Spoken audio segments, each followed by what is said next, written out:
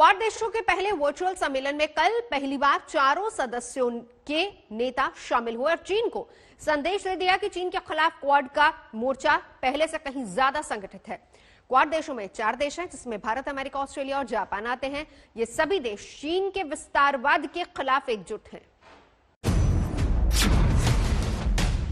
It is good to be among the friends. We are united. Our commitment, free, open and inclusive Indo-Pacific. We will work together closer than ever before.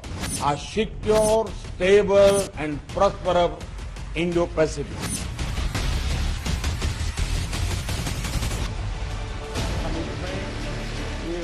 प्रधानमंत्री नरेंद्र मोदी के ये एक शब्द चीन को missile हमले की तरह लगे होंगे, जिसने ड्रैगन के विस्तारवाद के जनक शी जिनपिंग को भी झकझोर दिया होगा।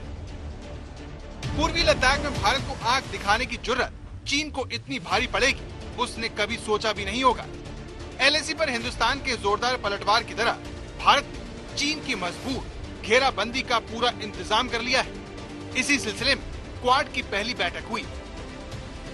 क्वाड यानी क्वाड्रिलेटरल सिक्योरिटी डायलॉग, जिसके 4 सदस्य हैं, भारत, अमेरिका, जापान और ऑस्ट्रेलिया, जिसका मकसद चीन के विस्तारवाद पर लगाम लगाना है। क्वाड की स्थापना साल 2007 में हुई, लेकिन 2017 में इसे फिर से पुनर्गठित किया गया और आज पहली बार चारों देशों के प्रमुखों ने वर्चुअल मुलाकात की।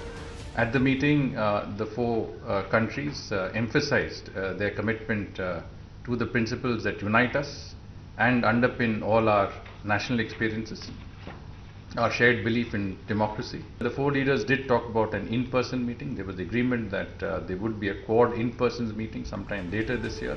For this initiative. प्रधानमंत्री नरेंद्र मोदी ने इस बैठक में सिर्फ 2 मिनट का शुरुआती बयान दिया, लेकिन कम शब्दों में उन्होंने चीन को साफ-साफ बता दिया कि अब उसकी दादागिरी नहीं चलेगी। It is good to be among the friends. We are united by our democratic values and our commitment to a free, open and inclusive Indo-Pacific. प्रधानमंत्री ने एक शब्द सोच समझकर चुने, क्योंकि पीएम मोदी ने जिन देशों को दोस्त कहकर बुलाया, उनका चीन से झगड़ा जगजाहिर है। चीन भारत के साथ सीमा विवाद में उलझा है, तो अमेरिका के साथ उसकी ट्रेड वॉर चल रही है। द्वीपों को लेकर उसका जापान से झगड़ा है, तो ऑस्ट्रेलिया के साथ कूटनीतिक लड़ाई है। ऐसे 3 देशों के साथ भारत कंधे से कंधा मिलाकर आगे बढ़ने जा रहा है, जिसका ऐलान खुद प्रधानमंत्री नरेंद्र मोदी ने किया। We will work together closer than ever before for advancing our shared values and promoting a secure, stable and prosperous Indo-Pacific. दक्षिण चीन सागर से लेकर हिंद महासागर तक चीन अपनी ताकत के बल पर अतिक्रमण कर रहा है। इस वजह से चीन के खिलाफ दुनिया भर में जबरदस्त गुस्सा है, लेकिन उसके छोटे और कमजोर पड़ोसी डर की वजह से खुद को बेबस महसूस कर रहे हैं। लेकिन जिस तरह से भारत ने पूर्वी लद्दाख में चीन को पीछे धकेला, उसने क्वाड के जरिए चीन को उसकी जगह दिखाने के मकसद को नई जान दे दी। Today's summit meeting shows that Quad has come of age. It will now remain an important pillar of stability in the region. Quad के 8 मिनट के ओपनिंग सेशन में जिस तरह से चारों देशों के नेताओं में गर्मजोशी देखने को मिली, उसे देखकर चीन के राष्ट्रपति शी जिनपिंग जरूर परेशान हुए होंगे। और बहुत प्रश्न उठाए जा रहे थे जब वो उनका चुनाव हो गया था, जो उनका रवैया कैसा रहेगा चीन के विरुद्ध, क्वाड के मामले में कैसा रवैया रहेगा, इंडो पैसिफिक के मामले में कैसा रवैया रहेगा। और अब ये जो उन्होंने 2 महीने के अंदर ही जो समिट किया है, शिखर सम्मेलन किया है, इससे बिल्कुल यही मालूम चलता है जो अमेरिका क्वाड और इंडो पैसिफिक को पूरी तरीके से सपोर्ट करता है। तो इसीलिए इसका जो महत्व है एकदम इतना ऐतिहासिक हो जाता है, जो ये चारों देश मिलकर चीन के विरुद्ध, उसके विरुद्ध पुशबैक कर रहे हैं।